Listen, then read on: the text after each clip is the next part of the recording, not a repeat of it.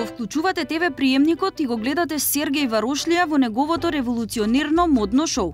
Сигурни сме дека вашето внимание оправдано ќе биде задржано. А таму може да ја видите вашата омилена звезда, пријателка, блогерка, па дури и сестра. Во минутите кога Сергеј го коментира нивниот стајлинг на фотографиите објавени на социјалните мрежи. И веќе тука настанува кулминација. Има Гучи ташна, мање више мене ми е небитно дали тоа Гучи ташна или не, али што е доле со топуциве, односно кондуриве и прстите испаѓаат. Помали ли из? Шо е ова сестрата на Пепелашка, Гризелда, Анастасија, па облече помали чевличиња? Леле, драги гледачи. Леле, драги гледачи, помош, викајте милиција, дали имаме фрлено тело несвестено на фотелја. Не ми е јасно зошто. Дали девојката паднала во несвест, дали ја наместиле вака наопаку, зошто некој би сакал да се слика вака? За да се дојде до овој производ, има период на подготовка и две опции. Првата. Вака јас да ти кажам на тебе.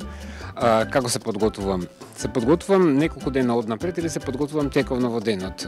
Значи, обично ги анализирам Инстаграм профилите, доколку нема некакво си јавно случување каде што ќе има некои јавни личности или некако си црвенки, или знаеме дека тоа у Македонија е генерално проблем. Така да се водам по Инстаграм профилите и ќе напишам некако си хаштаг, некаква тема, дали ќе се тоа невести, дали ќе се тоа матурантки, и самиот Инстаграм, заради тоа што они се тагнуваат, така рендом ми ги дават. Втората, која може да се нарече намести го пријателот, сестрата или братучетката. И многу од гледачите ми праќаат сами, некои сакаат сами да бидат јавно искритикувани, да го слушнат моето мислење, па дури и да е лошо, има и такви. Некои ги даваат на предлог своите пријатели, другарки, или даваат профили на некои си за мене непознати Инстаграм, што сака да се кажат инфлуенсери, и така ќе се најдат тие луѓе во емисија. А има и луѓе и што се лутат нормално. Мислам, тоа е природно. Знаеш ли да добиеш поплаки од типот на зошто ме коментираш или пак еве ќе те тужам за тоа што си го кажал? Значи, знаат ли да реагираат и негативно, па и дури да имаш закани по живот? Па закани по живот се уште сум немал и се надевам дека нема ни да се случи, заради тоа што се ова, секогаш го кажувам, тоа е треба да се свати во една позитивна варијанта. Јас не сакам намерно да плукам некого. Она што не може да го свата, да сме имале и јавување во телевизија, ни праќале и мејлови за... Како изгледаат тие пораки? Каква е содржината? Па, содржината е многу примитивна. Да, ме вреѓаат лично, од типот кој си ти да зборуваш за сестра ми, братучетка ми, керка ми, вака, и од каде ти е правото, и сега ќе те тужиме и ќе идеш на суд и ти не смееш ова да го правиш.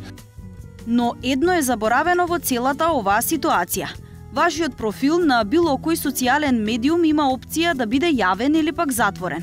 Но и секоја фотографија што е постирана на социјалните медиуми не е веќе во ваша собственост, туку во собственост на публиката. Во Законот за граѓанска одговорност за навреда и клевета, член 7 или исклучување на одговорноста, став 3 вели: не е одговорен за навреда тој што ќе изнесе понижувачко мислење за носител на јавна функција во јавен интерес, ако докаже дека тоа е засновано врз вистински факти или ако докаже дека имал основана причина да поверува во вистинитоста на таквите факти, или ако изјавата содржи оправдана критика или поттикнува расправа од јавен интерес, или е дадена во согласност со професионалните стандарди и етика на новинарска професија. Додека пак во став 4 стои: не е одговорен за навреда тој што изнесува негативно мислење за друг со искрена намера или увереност во добронамерноста на неговото мислење.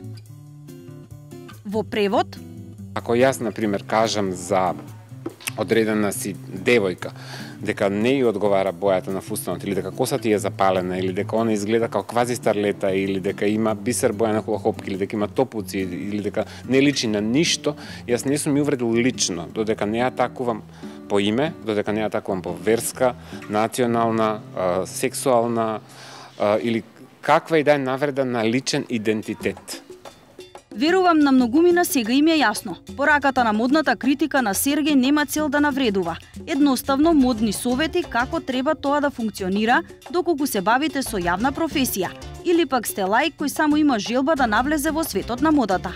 Разликата помеѓу модата и стилот е квалитетот, но запомнете, модата бледе, а стилот останува вечен. А Вивиен Вествуд ќе ве советува: купувајте помалку, избирајте внимателно и направете го сами.